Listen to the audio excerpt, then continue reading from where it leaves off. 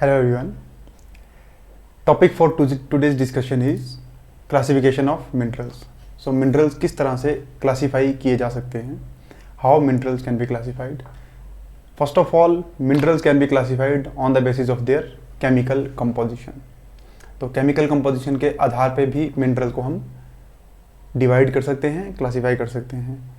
On the basis of chemical classification, minerals can be classified into silicates, जिसमें silica होता है उसकी chemical composition में. सिलिकेट्स जो है सबसे बड़ा ग्रुप है मिनरल्स. उसके बाद ऑक्साइड्स जैसे आयरन ऑक्साइड्स हो गया, लेड ऑक्साइड हो गया, ऐसे different oxides, magnetite, haematite, sulphides, ठीक है, जैसे लेड सल्फाइड हो गया. उसके बाद सल्फेट्स, जिप्सम हो गया जैसे कैल्शियम सल्फेट, हेलाइड्स जैसे सोडियम क्लोराइड हो गया, that is rock salt, fluoride, halite. उसके अलावा कार्बोनेट्स जैसे calcium carbonate which is calcite, dolomite, calcium magnesium carbonate, and pure elements that is called native elements. तो on the basis of chemical composition minerals can be classified. Next है on the basis of their physical properties, जैसे कि mineral के streak का colour क्या है. Mineral का colour हो सकता है डार्क हो और स्ट्रीक उसकी वाइट या सिल्वर कलर की हो. इसी तरह से जो मिनरल का एक्चुअल कलर है वही उसका स्ट्रीक का कलर भी हो सकता है. That is the colour of streak may और may not be equal to its colour. उसके अलावा मिनरल की मैग्नेटिज्म क्या है, क्या वो मैग्नेटिक मिनरल है या नॉन मैग्नेटिक मिनरल है. फिर मिनरल की हार्डनेस कितनी है, क्या वो ज़्यादा हार्ड है या कम हार्ड है. उसके अलावा कलर क्या है और लस्टर क्या है मिनरल्स की. तो on the basis of physical properties the mineral can also be classified. Next is crystal structure. तो जो क्रिस्टल्स हैं वो किस तरह का स्ट्रक्चर बना रहे हैं उसके आधार पे भी हम मिनरल्स को क्लासिफाई कर सकते हैं. तो study of crystal structure of minerals comes under the subject of crystallography. तो इसके लिए एक अलग से सब्जेक्ट है क्रिस्टलोग्राफी, बट मिनरल्स को क्रिस्टल स्ट्रक्चर के आधार पे भी क्लासिफाई किया जा सकता है. जैसे कि जो सिंपल क्यूबिक शेप है, अगर स्ट्रक्चर एक क्यूबिक स्ट्रक्चर बना रहा है, जैसे कि ये फर्स्ट स्ट्रक्चर में हम देख सकते हैं, तो इसे हम क्यूबिक सिस्टम बोल देते हैं या आइसोमेट्रिक सिस्टम बोलते हैं.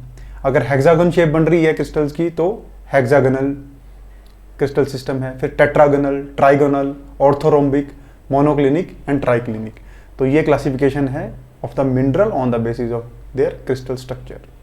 नेक्स्ट है अकरेंस, कि वो मिनरल, ज़्यादातर वो मिनरल किस तरह के रॉक के बीच में हमें देखने को मिलता है. तो जैसे जनरली जो क्वार्ट्ज हैं वो ग्रेनाइट टाइप ऑफ रॉक के अंदर देखने को मिलते हैं. उसके अलावा क्वार्ट्ज सैंडस्टोन में मिलते हैं. क्वार्ट्जाइट में हमें जो क्वार्ट्ज है वो सबसे ज़्यादा देखने को मिलता है. तो क्वार्ट्ज जनरली तीनों टाइप के रॉक्स में देखने को हमें मिल जाता है. उसके अलावा फेल्ड्स्पार, स्पेशली ऑर्थोक्लेस एंड प्लेजियोक्लेस फेल्ड्स्पार जो है हमें वो सेडिमेंट्री रॉक्स के अंदर देखने को मिलते हैं. फिर कुछ मिनरल्स हैं जैसे muscovite and biotite, mica minerals, जो हमें मेटामॉर्फिक रॉक्स के अंदर ही देखने को मिलते हैं. कुछ मिनरल्स हैं जैसे ओलिवीन, वो हमें इग्नियस रॉक्स के अंदर ज़्यादातर देखने को मिलेंगे. तो किस रॉक के अंदर वो मिनरल ज़्यादातर देखने को मिलते हैं उस बेसिस पे भी मिनरल को हम क्लासीफाई कर सकते हैं. नेक्स्ट है on the based of their economic importance. Economically क्या वो इंडस्ट्रियल मिनरल है, इंडस्ट्रियल पर्पस के लिए यूज़ किया जा रहा है. जैसे कि कुछ मेटालिक मिनरल्स हैं या कुछ नॉन मेटालिक मिनरल हैं जो इंडस्ट्रियल पर्पस के लिए हम यूज़ किए जाते हैं. उसके अलावा प्रीशियस मेटल्स जैसे कि gold, silver, diamond, platinum. Precious metals में प्रीशियस मिनरल्स में मेटल्स भी आते हैं और नॉन मेटल्स भी आ सकते हैं. उसके अलावा एनर्जी मिनरल्स जिनमें से एनर्जी जनरेट की जा सकती है, जैसे कि कोल हो गया, पेट्रोलियम हो गया, नेचुरल गैस हो गया. कोल जनरली सेडिमेंट्री रॉक के अंदर ही हमें देखने को मिलता है, सेडिमेंट्री रॉक की ही टाइप है. तो ये एक जो classification on the basis of occurrence in which type of rock they occur, coal भी सेडिमेंट्री रॉक की ही type. Last but not least classification is on the basis of geological context, कि वो मिनरल जियोलॉजी में किस जगह पे पाया जाता है. जैसे कि हाइड्रोथर्मल वेन्स जो होती हैं, हाइड्रोथर्मल फ्लूइड्स में जो मिनरल की डेपोजिशन होती है, जनरली हम डायग्राम में भी देख सकते हैं, गोल्ड बियरिंग हाइड्रोथर्मल वेन है. इसमें कुछ special type of minerals deposit हो सकते हैं जो सिर्फ हाइड्रोथर्मल वेन्स में ही हमें देखने को मिलते हैं. उसके अलावा कुछ मिनरल्स जो मैग्मा से बनते हैं वो मैग्मेटिक मिनरल्स हम बोल सकते हैं. इसी तरह से डिफरेंट जियोलॉजिकल कंडीशंस में मेटामॉर्फिज्म में एक अलग मिनरल का ग्रुप्स हमें देखने को मिलेगा, और इग्नियस सेटिंग में कुछ अलग टाइप ऑफ मिनरल का ग्रुप देखने को मिलेगा।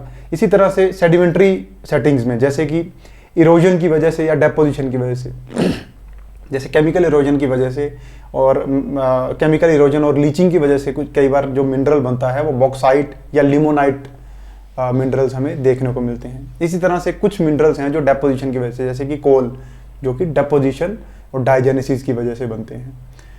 तो this was all for the classification of minerals. अभी हमने देखा कि मिनरल्स को किन किन आधार पे, किन किन बेसिस पे क्लासीफाई किया जा सकता है।